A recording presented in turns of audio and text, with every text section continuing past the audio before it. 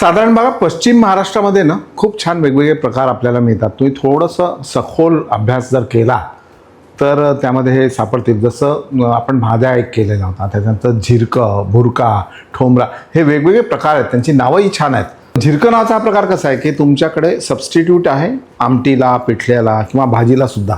सोपा प्रकार आहे. सगळ्यात आधी शेंगदाणे आणि तीळ भाजून घ्यायचं.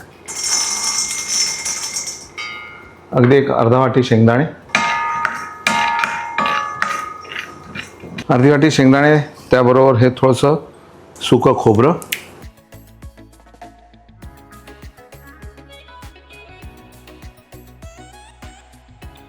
एक 10-12 लसूण, त्यानंतर हिरव्या मिरच्या.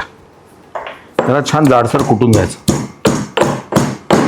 आणि एक पाव चमचा तीळ.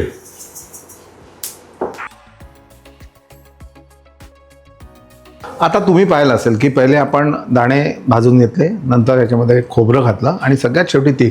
कारण तीळ छोटे असतात तर त्याला भाजायला जास्त वेळ लागत नाही, म्हणून सगळ्यात शेवटी घालायचे आणि गॅस बंद करायचा. मग ती जी गरमी असते म्हणजे तुमच्या कढईची गरमी किंवा दाण्यांना जी गरमी आली असते त्याच्यामुळे ते व्यवस्थित भाजल्या जातात आणि नंतर आपल्याला जे इच्छित असतं ते साध्य होतं.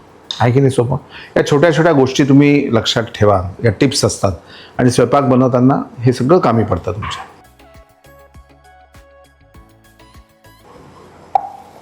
याची पेस्ट बनवून घ्यायची पाणी घालून थोडंसं.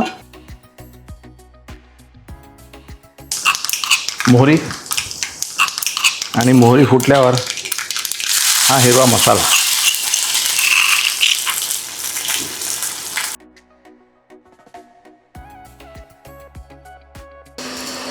थोडीशी हळद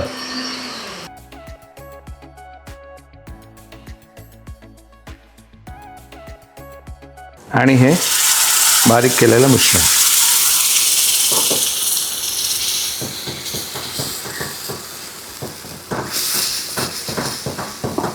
हे बऱ्यापैकी पातळ असतं त्याच्यामुळे गरम पाणी.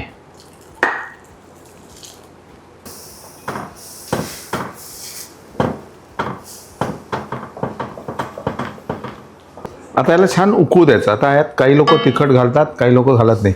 मी हिरवी मिरची घातली आहे त्याच्यामुळे तिखट वेगळं घातलं नाही, पण तुम्हाला जर तिखट आवडत असेल थोडं तुम्ही रंगासाठी घालू शकता.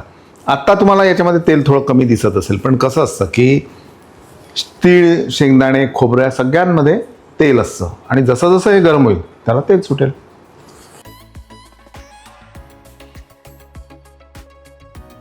यामध्ये आता चवीनुसार मीठ. मीठ घालताना आयोडीनयुक्त मीठ आपण घालतोय याचं भान ठेवा. आयोडीनयुक्त मिठाचे फायदे बघा किती असतात.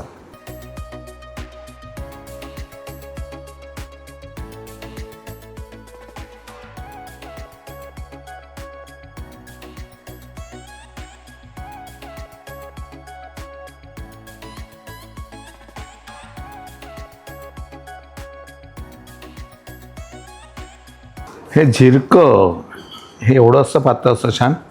पोळीवर तर ठीक आहे, पण भाताबरोबर सुद्धा छान लागतं. मस्त असं भातावर टाकायचं आणि खायचं. तर असं होतं हे झिरकं आणि खरंच अप्रतिम आहे. पटकन होणारं म्हणजे वरण, तुरीच्या डाळीचं वरण नसेल शिजलं, भाजी नसेल झाली, त्याच्यासाठी उत्तम असा पर्याय आहे. नक्की करा. आणि महाराष्ट्राची जी खाद्य संस्कृती आहे, जी इकडनं इकडे येते तिकडनं तिकडे जाते, ही अशीच येणं जाणं याचं चालू द्या आणि यामुळेच आपल्या मराठी पदार्थांना जगामध्ये स्थान मिळेल याची मला खात्री आहे. पाहत राहा मास्टर चीज.